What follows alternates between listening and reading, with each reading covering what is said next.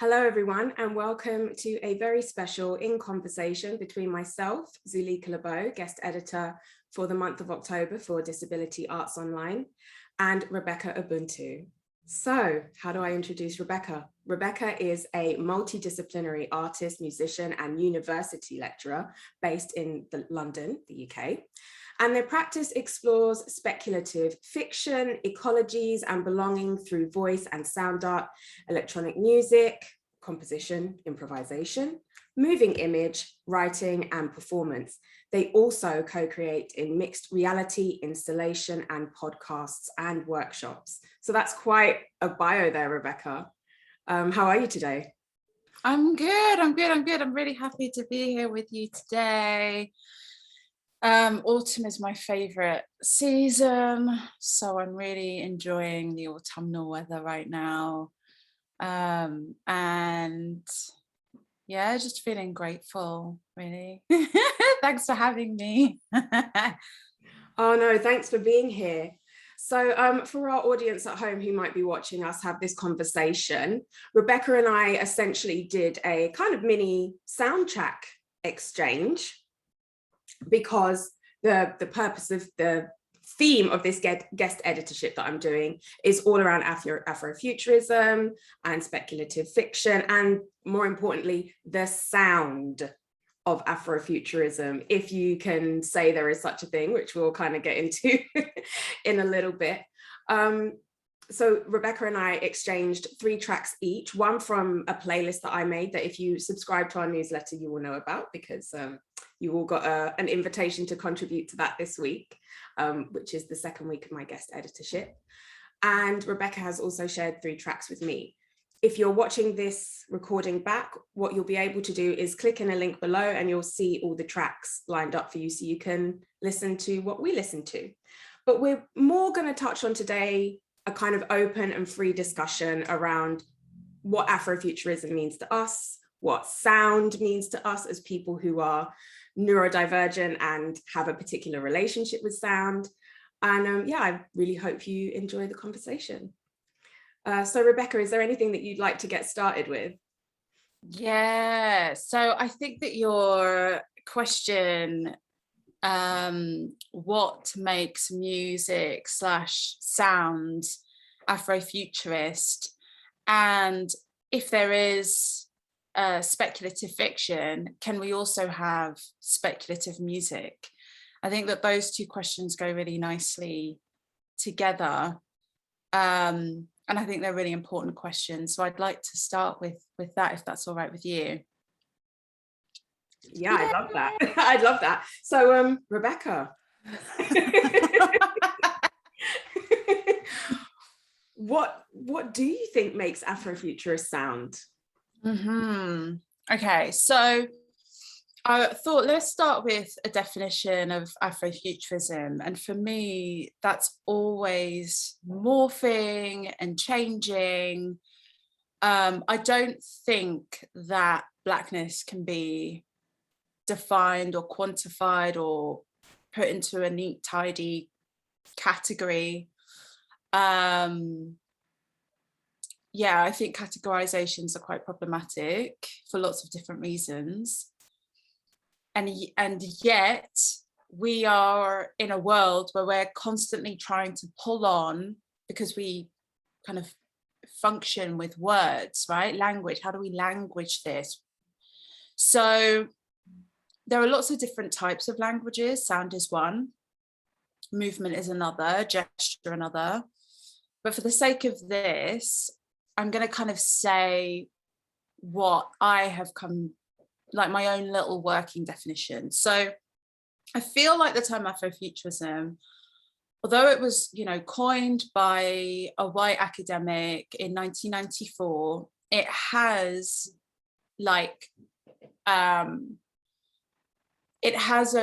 a strong connection for lots of people across what we might call the Black diaspora. So that's undeniable. And so there's power in that, and that's important to not take away from. So there's also lots of back and forth, a lot of discourse and discussions and disagreements around whether the term Afrofuturism is appropriate, whether it's useful, whether it's problematic. So there's all of that in the air. For our conversation, I'm just going to say my understanding of Afrofuturism, or what I'm kind of using a little bit more now, you know, Black speculative fiction, Black speculative music, is it's this kind of like universal and accessible way to convey the broad and profound influence that Black visionaries have had and continue to have throughout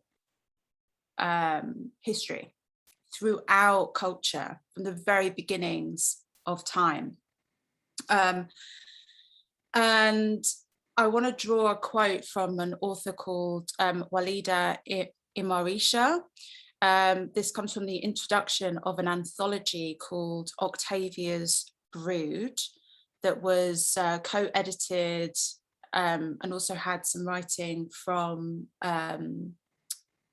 Adrienne Marie Brown, author of Pleasure Activism, Emergent Strategy, We Will Not Cancel Us, co-host of Octavia's Parables podcast, breaking down Octavia Butler's parable series. So this is Walida Imarisha's quote: "Visionary fiction encompasses all of the fantastic, with the arc always bending toward justice.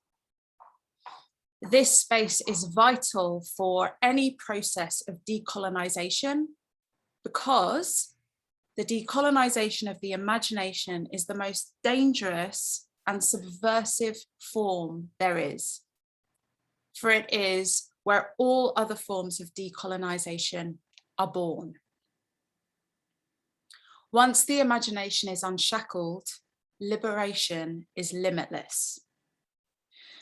So I like this quote because imagination transcends time, space, transcends what is knowable. And that's what I think that quote is suggesting, is that she calls it visionary fiction.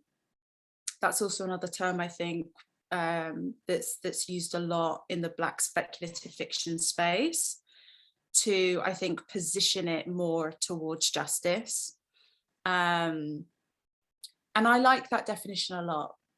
That's a really nice, workable definition for me that focuses on, decolonizing the imagination. I like that. So therefore, that coming full circle back to the music sound and speculative music question, I feel like that quote answers that question. If you are creating whatever it is, in whatever medium, from a place of exploring justice, whatever form of justice that you're looking at, and in, you know, intersectional justice, then we could perhaps say and argue that you're engaging in visionary, speculative fiction, right? And we're talking about Black speculative fiction. So then we talk about music, and I want to segue into an interview that an artist who influences me a lot and who I greatly admire, somebody called Moor Mother. That's M-O-O-R Mother, who is one half of the collective Black Quantum Futurism with Rashida Phillips, who I'm going to be talking about a little bit later. In this interview that Moor Mother gave in 2018 with Red Bull Music, there's this like question about Afrofuturism, and I'm just going to read this quote. "Afrofuturism has already been. whether you want to call it African American classical music or Black classical music, this is all part of a history. So when you think about Afrofuturism and they, like a general populace, talk about Sun Ra as if the Dogon tribe never existed or indigenous ideas of the future never existed, and I'm going to add this, it's problematic. So they go on to say, technology is anything that you want it to be. And this is Moor Mother speaking. I will always speak about liberation technology being Alice Coltrane playing the sitar, just very natural things that they tell us is not enough. Understanding the history of people, especially from the African continent, I'm going to add my own little thing, is important. And Moor Mother goes on to say, we're explorers. You know, we traveled the world. It's not like we had to wait for some Englishman to come with a boat and be like, oh, we're seeing each other. It's like we've always been explorers. And they go on to say, who is defining what technology is? And who's holding the power behind that? So, yeah, I pulled that quote from Moor Mother because a lot of the work that they do in their music and also outside of their music, it's all kind of interlinked, is around reclaiming and also subverting notions of time, kind of questioning what we think is just fact, and reclaiming a kind of Black time. And for anyone that wants to look this up, Rashida Phillips, like I said, one half of Black Quantum Futurism with Moor Mother, gave an incredible lecture on this called Dismantling the Master's Clock. And I believe that was a few years ago, but that's actually available on YouTube. And it's such a great analysis of a kind of like this notion of time, certainly a Eurocentric like understanding of time, which made me think of Emma Dabiri's book, Don't Touch My Hair, which came out in 2018. I can't believe it's been that long already. But she does a great analysis of time through the prism of hair. Yeah, so that's really great. So I'll just touch on that, and I'll leave that there for you to respond to if you have any thoughts. Do I have any thoughts? Do I have any thoughts? About 5 million thoughts from what you've just said. Thank you. I mean, that was such a beautiful, rich, well thought out, thank you for that. I mean, it's so incredible. One thing that I definitely pick up on, and this is something that I think about whenever I read speculative fiction by and for Black people, taking note of the point that you made around the problematicisms around the term Afrofuturist. I think it does always feel like it's time travel. It does always feel like whoever's writing, whoever I'm listening to when I'm listening to audiobooks, whenever I'm hearing tracks, it does feel like people have traveled in time or traveled between lives. And bringing in the Dogon as well, and their conception of time and their conception of space. There's actually a brilliant anecdote in Itasha El-Womak's book around Afrofuturism, and she talks about the Dogon, and I can't remember the expert's name for the life of me, but I will link it below. And she says that this gentleman who is part of the tribe put on Star Trek for the elders in the Dogon tribe, and they just thought it was like, yeah, they were just really chill. They just thought, these are real people somewhere else. They actually thought it was just like a documentary. Wow. They, their ideology around time around what is fictitious, what is storytelling, is so broad that they genuinely were just like, oh yeah, this Kirk bloke, like what's he doing? You know, really genuinely investing in it from a point of these are people. And I think about that a lot in terms of just that point of bringing in time travel, bringing in our ideologies, creating something for us, creating not necessarily a mythology, but a revised history. And I feel like that is what speculative fiction does for us. And then in terms of sound, I think creating a soundscape, you know, thinking about Sun Ra, the immortal Sun Ra, and thinking about how he kind of had that, I'm going to use a Yiddish word, chutzpah, meaning like, you know, the gall, the temerity, the gumption, whatever you want to call it, to create these soundscapes. And just in the 60s, and just imagine Black people being the rulers, the only people, the foundational members of other planets that we have not yet found, or other universes, dimensions, whatever, that we have not yet come across. And so I think, yeah, that there is definitely a sound of Afrofuturism or of speculative music and fiction by and for Black people.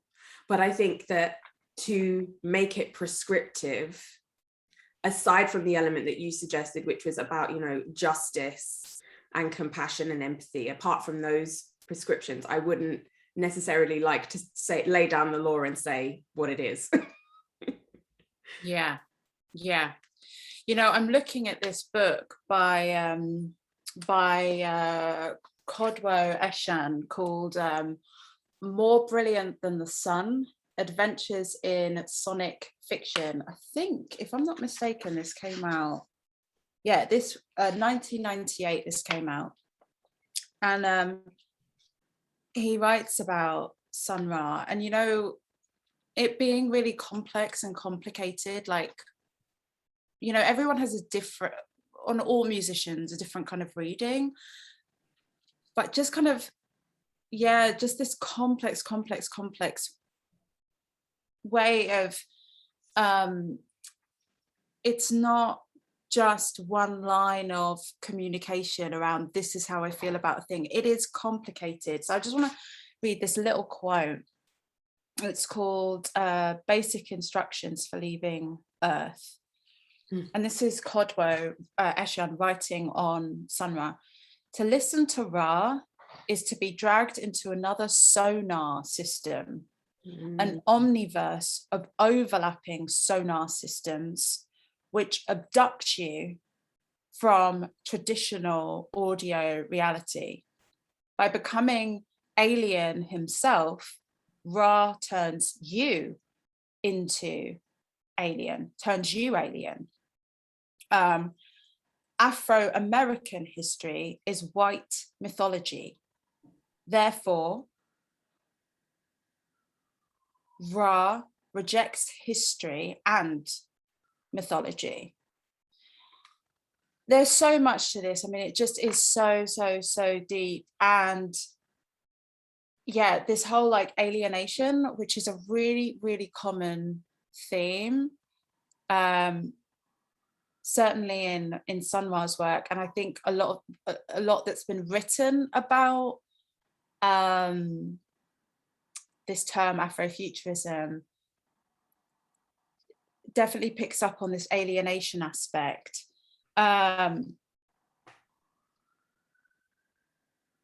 It's complex. And that's the reason why I'm putting it out there, that we can't kind of talk about this term Afrofuturism without also understanding that it is complicated. Like, it isn't it isn't a utopia, it isn't a dystopia, it isn't a home, it isn't I am an alien and everything is alien to me. It's everything. It's a paradox. And it keeps circling back in on itself and redefining itself. I mean, there's going to be a time, and I can feel it I feel it every so often, like making itself known, when the term Afrofuturism is just not going to be in use anymore. There's going to be another term which feels more appropriate. Right now, there are so many terms to describe any number of things that we might kind of attribute to a Black speculative canon. And I wanted to, you were talking about time travel, and I think that's really interesting. I'm going to read again from this interview that Moor Mother did in 2018, and I think it's really interesting. So the interviewer says, music is something that is quite often locked into this linear timeline, not just when you're playing something. You strum a guitar, it makes a sound. You press a key, it makes a sound. That's linear.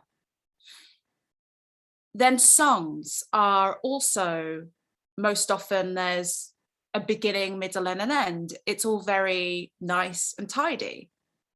How does that, I think that they're saying, how does that speak to the work that you do as part of Black quantum futurism? Like, how does it subvert that idea of linear time? So Moor Mother's response is, that's propaganda, a start, middle, and an end. That's what's driving everyone to be like, we've got to go kill each other or screw each other over because there's going to be this ball of fire from the sky if we don't have our picket fence and our house by this time, if we're not married by this time, all of that BS. Things come around.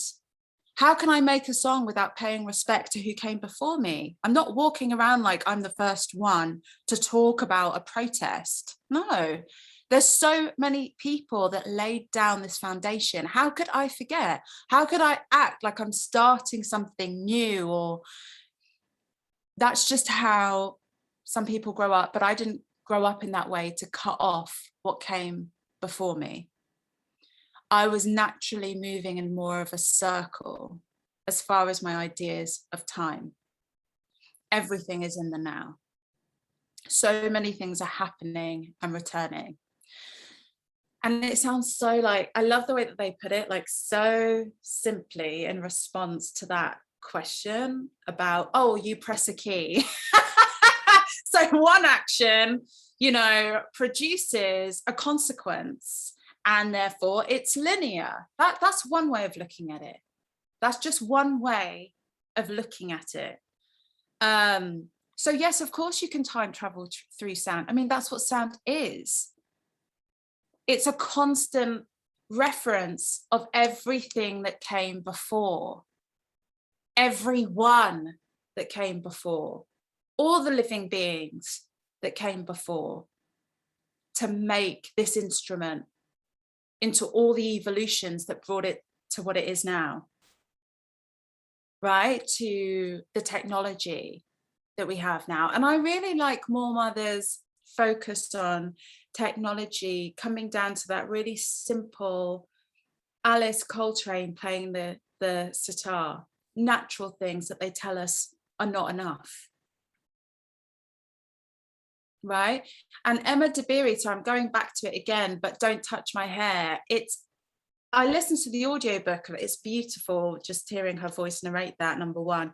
But when she talks about like all the different braiding and how it's not just, oh, I'm doing my hair, because it's actually part of a cultural language and way, so many different layers of culture. Yeah, it's like, it's a complete different paradigm shift on multiple levels when you step outside of Eurocentric constructs of time, of culture, of value, things that we're not encouraged to question, that we're just, oh, this is the way it's always been. No. And that you can literally tap into other paradigms at will, going back thousands of years if you want, that it's all at your fingertips. I think that that's what's really exciting. Yeah. As you were speaking, I was thinking about, especially when you said the word kind of the last part about Emma Dabiri and it's all at your fingertips. And I was thinking in particular of the music of the Black hair salon. Right. Like and there is, there's music in everything if you're listening, but the particular music that we as Black people have in the hair salon, the conversations, the multiple conversations, and then people chiming in across conversations, and just the sounds of, hair getting pressed, hair getting washed, hair being blow dried. And for me as a mixed race person or a dual heritage person, there's only certain times when I've gotten to really experience that magic, that music for myself, because they take one look at my hair and it's just like, nope, can't deal with that. Don't know how to deal with that. But just being with my sister who always used to do my hair, and thinking about when I'd sit down with friends who would do my hair, and just that kind of the music and the dexterity of fingers weaving, and almost like, it is similar to how you think about a pianist playing keys. It's that weaving, that dexterity, that world building in hair, because you can create such beautiful structure. Even with hair as loose as mine, you still can create such structure with it in a way that is completely divorced from a Eurocentric anything, Eurocentric anything. But I think, yeah, it is so interesting. And Dabiri's conception of time, and as relative, our conception of time as people who are of a certain diaspora, of the African diaspora, there's regular jokes made about it, about Black person time, whatever. But I actually do think that time is experienced in your body clock. And if your DNA is on a different time structure, experiences time differently, yeah, you're not going to be on Eurocentric time. You're going to be on Afrocentric time. Exactly. And that's what Rashida Phillips argues, exactly that in that lecture, Dismantling the Master's Clock, which is kind of like a performance lecture. It was beautiful, and it's exactly what you're saying. I think that there's even this analysis of the term, in the States, they call it colored people time, Black people time, this notion of, and the notion of late. So that comes into it too. How can you be late? It's like, it's so interesting when that paradigm shifting. Yeah, so I would definitely recommend that. I want to go back and listen to that lecture again, but it blew my mind, because it's about, African and Indigenous temporalities, which, we're learning so much more about this idea that there's no straight lines, that everything is cyclical and comes back in on itself. There is no, like, quote unquote progress. It's just, we're in the now and we're experiencing things that have happened and gone before and keep coming back around, and then they, evolve somewhat. But again, it's like there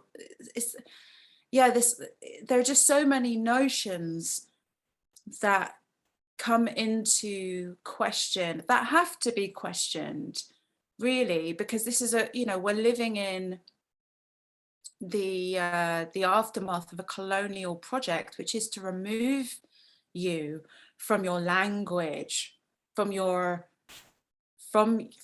culture, your hair, from your understanding of your expressions, your tattoos, your understanding of your own body clock, even. Like, it's so deep, you know, the way you're kind of like become forcibly divorced, cut off from. But the thing I've kind of coming full circle is the hope aspect, that we're not cut off.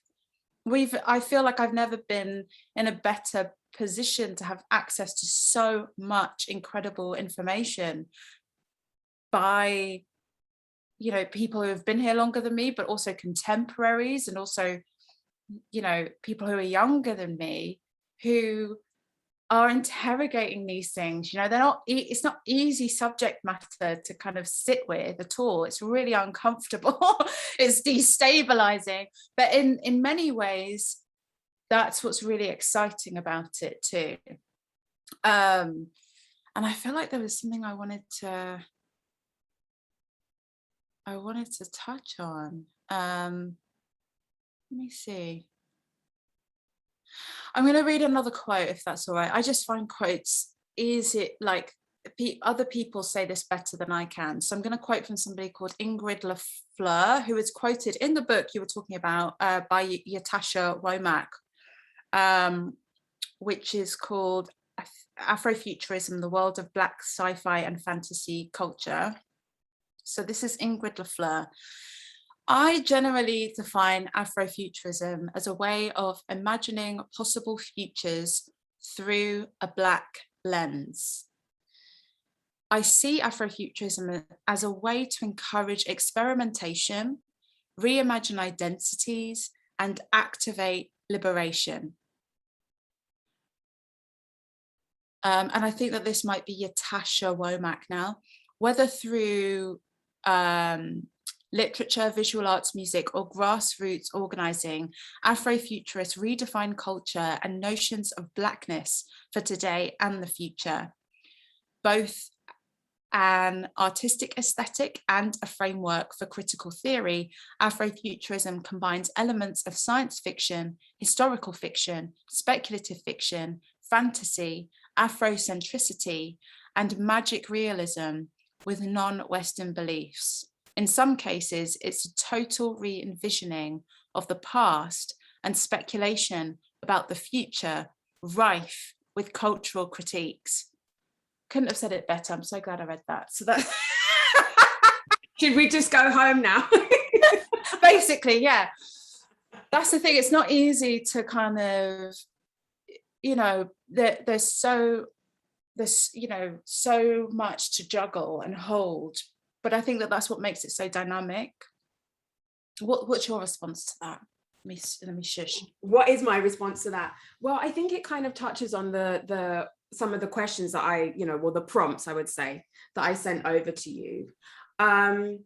Thinking about how Black sound artists are world building, you know, through sound, through video, music, performance, all of the things, all of the possible creative outlets that we have.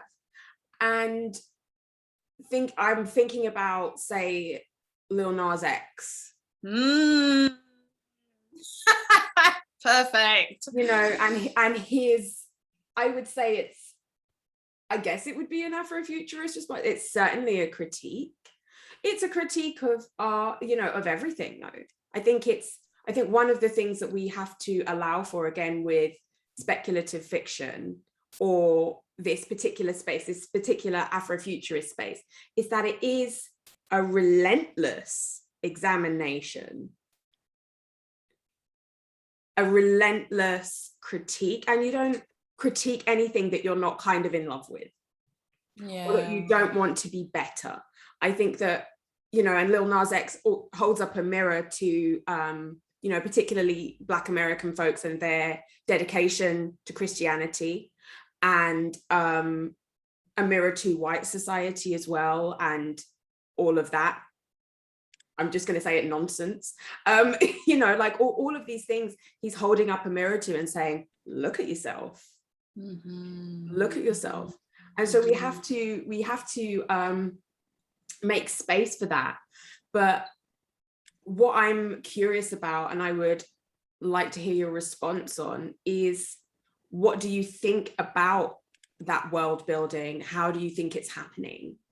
It's a gorgeous, gorgeous question. And I love that you like reference Lil Nas X. Absolutely. So yeah, and I think world building is absolutely the appropriate term, which I want to feed into the 3 tracks that I've suggested for the playlist. So I'm going to circle back around to Lil Nas X, but I'm also going to hold Lil Nas X in this bubble with my 3 other artists. So Janelle Monáe from the album Dirty Computer 2018. 2018 was a really interesting year. There was a lot of creative output that year. Good vintage. It was a good vintage. So interesting. And then D'Angelo and the Vanguard, who I saw live in 2014, I think. The song, The Charade, the song I've suggested, Janelle Monáe's song. Did I say it was The Americans? You didn't, but I was just about to say it's Americans. Great. Yeah. Americans, The Charade, and then Tiger Paw, who is Jamaican and also lives in, I believe, New York, resides in New York. A track called Scene 1 Unseen, which takes a lecture from academic D.L. Stewart, which is around affirming Black trans lives. So I feel like all 3 of the artists I've suggested mixed in with Lil Nas X. Maybe we could throw so many other artists in there, but I think one of the things I was as I was listening to the 3 tracks, I was feeling, and I feel this way about Lil Nas X, is I feel like I am, you know, you mentioned kind of belief systems, and I feel like they hold the paradox of, on the one hand, some of the most kind of damaging abuses that Black, trans, queer, disabled, the list goes on, people face, comes from these institutions of, you know, power and belief systems. And yet, on the other hand, some of the most healing that we can experience also comes from these places, right? I learned how to sing in gospel choirs when I was a kid, you know. I cherish that. But there was also so much that wasn't okay, right? So my queerness, my transness, my neurodivergenceness, all of that, you know, not necessarily finding a home. But then we make our home. So in a way, we create our own spiritual temples, right? So that album, Dirty Computer, Janelle Monáe would often say when she was doing the press that it's for everyone who doesn't feel like they belong. So it comes back to that belonging and that kind of feeling of alienation, right? Some of the, you know, most marginalized folk on the planet, giving ourselves home through our art. And Lil Nas X certainly has done that, right? The way that he is presenting himself is such a challenge to so many people who prescribe to notions of what being masculine, what being a man is, and also what these kind of genres of music are, you know, like country music, it's black, right? And I do feel like we get taken to church, but a church of our own making, a church that we build through our pain, our sweat, our tears, our joy. We build the foundations of a church, and that exists, right, through our music, through our sounds, through the collectives that we create. You know, Janelle Monáe always, you know, she has her band of, I don't know, I think they might be called Wonderland, or I can't remember what her band is called, D'Angelo and the Vanguard. Lil Nas X has his, you know, crew of dancers he's always seen with, and often kisses, and, you know, it's all of this. And, you know, Janelle Monáe as well has been really open, especially in her creative expression around, not there even, I don't know if Janelle Monáe uses she, her pronouns anymore, so I'm just going to say they, her, them. So their kind of expression of their sexual identity very fluid, right? And it goes back, these are not new ideas. Once again, this is not new. So then you go back to indigenous experiencing, sensing, knowing, which has always been who we are. And everything was fluid. Not to say that it was a utopia, not at all. There were issues, there were problems, there were systemic problems, of course. But these are not new ideas. These are not new ideas. So yeah, that's all I have to say on that. I love that, you know, and I really agree. And I think one of the things particularly that strikes me about your practice is how, you know, reflecting on the interconnectedness of things and how it's not really new. I mean, your practice is very fresh, but what I think, young, fresh and relevant. But what I will say is that, you know, it brings in these elements that feel so old, you know, they feel like you feel it in your bones when you're watching a performance of yours or looking at a piece of work of yours. It's like, yeah, that hits. And that hits in a place where it's like, it's old, it's deep. I'm not sure if I've even really looked at that part of myself, you know. I wrote a piece of poetry once and I said, ancestors sing in my blood. And it is that, it's that kind of ancestral knowledge, knowing in your blood, in your bones. You're not really sure what it's about, but you know it's true. Mm-hmm. And I think that is the spirit of what Janelle Monáe is doing. Definitely what D'Angelo has been doing for the long. I mean, that man has got everybody, you know, plugged in. Everybody's plugged in. And I'm so glad you said Tiger Paw's name, because I was, when you sent me the track, I was struck. I was thinking, if I have to say this person's name, I'm really not sure how I'm going to do it. I'm not sure. I'm going to butcher it. So I'm so glad you said it. But, you know, yeah, again, thinking about my 3 tracks, Ankh Nation from Sun Ra, and then, you know, leading into Django Jane, again, Janelle Monáe. Can't really have an Afrofuturist playlist without Janelle Monáe. And Oneness by Nicole Mitchell, who made basically an entire oeuvre of work based off of Octavia Butler's speculative fiction. And yeah, just thinking about all of these artists that we've kind of discussed today, the landscapes that they've made are so different, but you feel it in the same, almost in the same spot, you know, it's like it touches that same spot that does feel old. And so, yeah, and I just want to pick up on something that you mentioned, because transness, disability, blackness, otherness, queerness, I feel all of these things are so anathema to colonialism. But I'm thinking about your relationship as a person who is neurodivergent with sound, and you know how that relates to this topic. Really. Thank you. That's such a nice way to kind of lead into that.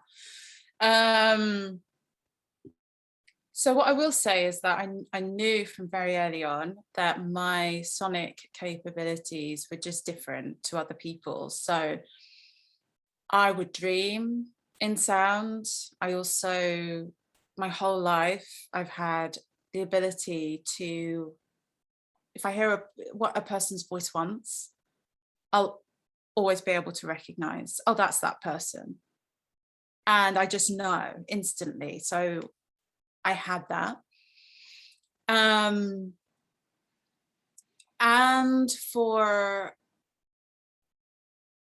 for being able to hear atmospheric sounds, ambient sounds that other people are not necessarily clued into. So I think it all makes sense as to why sound is such a fundamental part of my practice.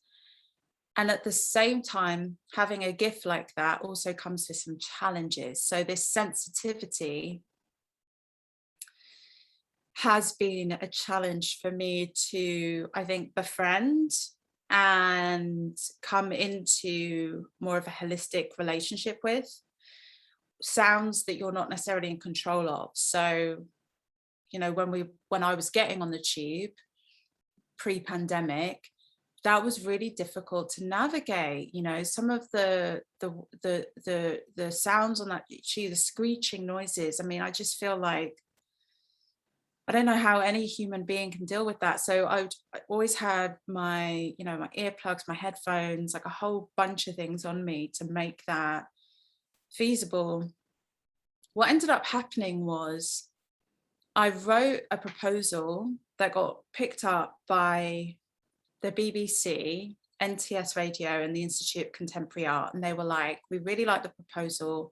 We want you to explore this. So for 2019, right through the pandemic, I was engaged in a practice of field recording, specifically to try and understand my own patterns of where does this sensorial overwhelm happen, right? Because after a while, it started to feel like it was happening all the time. So the question was, is that true? And the answer was no, but another thing emerged, which was quite surprising, was that by recording audio, I was brought into a deeper, more intimate, and actually kind of like healing relationship through deep listening, where the focus is only to listen. It isn't, oh, I need to get on this tube to then get to the next place and any number of things, which then makes the sound so much more difficult to deal with. It's, I'm just listening. And I was surprised, like all the overwhelm in all of these common places where I was experiencing it completely minimized. And I realized that it was about focus, and a focus of attention and energy. And so I created this work called Autism in the City, a sonic diary. It was recently launched on BBC Radio 6. And that was that exploration. And for me, that saved me, because when in your life, we all live busy lives and you're thinking, I'm experiencing this overwhelm, it feels chronic.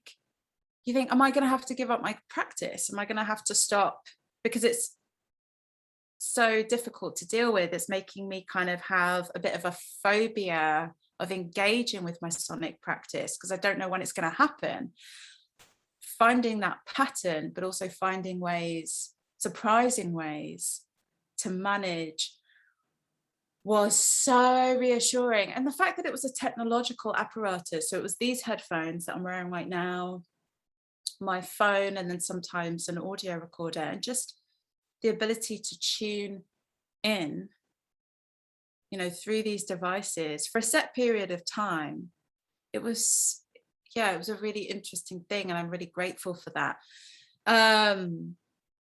So yeah, I hope that answers that question. It really does. And I think that was such a wonderful answer, and so layered and really relatable for me as somebody who has misophonia as well. And just that uncontrollable reaction to stimuli, well, sound in particular, that is just, you know, not cute. Let's put it like that. It's not cute.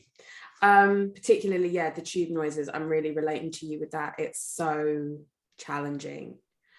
And I adore what you said about finding a way to, not necessarily through that, I don't like necessarily to say, you know, words like through or overcome, but just to make peace with it, make friends with it, understand it, give yourself space. It's such a beautiful response to have, I think. And I guess that's Afrofuturist, right? You've responded with justice, compassion, a creative imagining, moving around something. I'm conscious of time, Rebekah, so I think I would just like to end the conversation by asking you, can we speculate on a future for Black music that is left untouched by colonial hands? Well, I think we can speculate for sure. I mean, I think for sure we can speculate. I think for me, one of the things I was thinking about, especially to do with that question, is how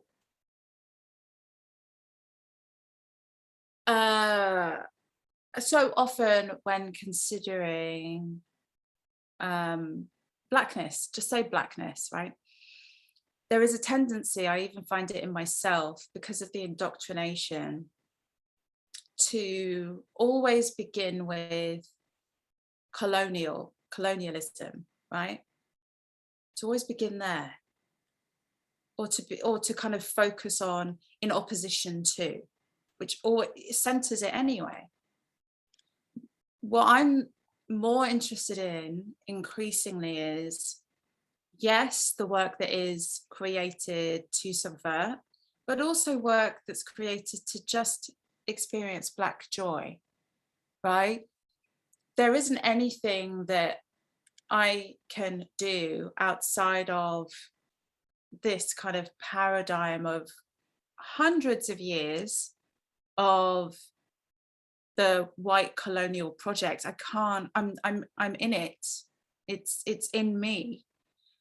But it is important to go back further than that, and to examine the history of African Indigenous cultures, also to examine the history of Black people here on this land in England. Somebody I want to kind of offer who's done exceptional work in this regard is David Olisoga.